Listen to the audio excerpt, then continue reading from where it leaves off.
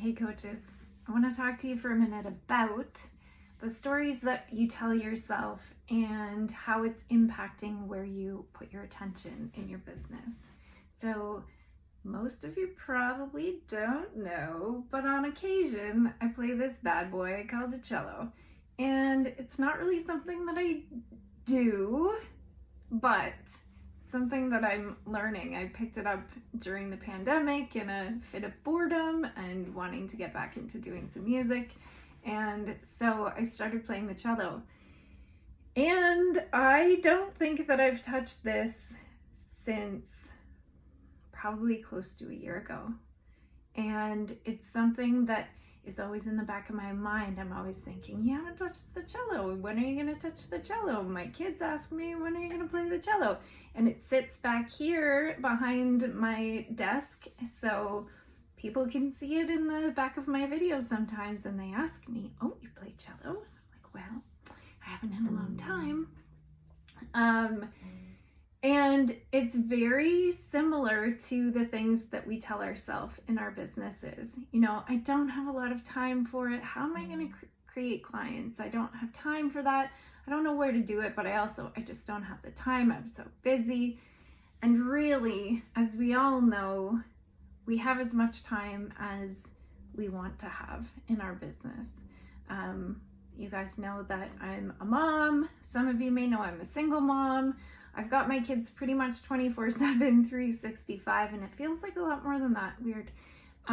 But I also have this business, and you know, I've got Coaching Jumpstart where we're all here together. I've got Coaches That Prosper, and I've got my own personal coaching practice as well.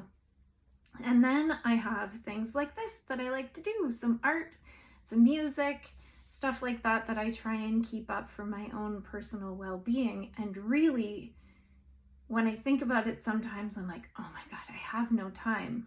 But I choose where I spend my time. And I've been trying to be a little bit more intentional about not being on social media so much, which I know can seem counterintuitive for anybody that's trying to build their business right now and spending a lot of time on social media, but it's about how intentional you're being when you're on there.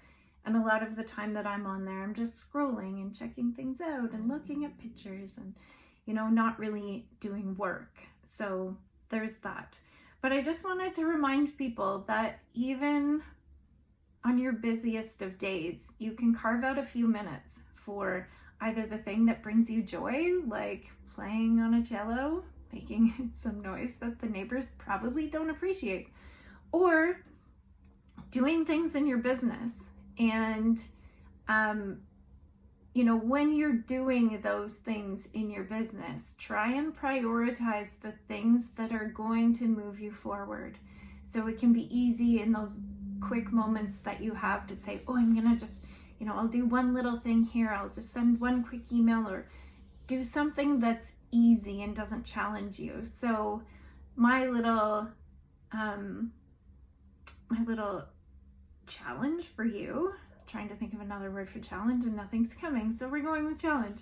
My little challenge for you is to take a look at your to-do list, and if you don't have one, make a to-do list, because that's a helpful thing for getting you motivated and working towards and through some of the goals that you have.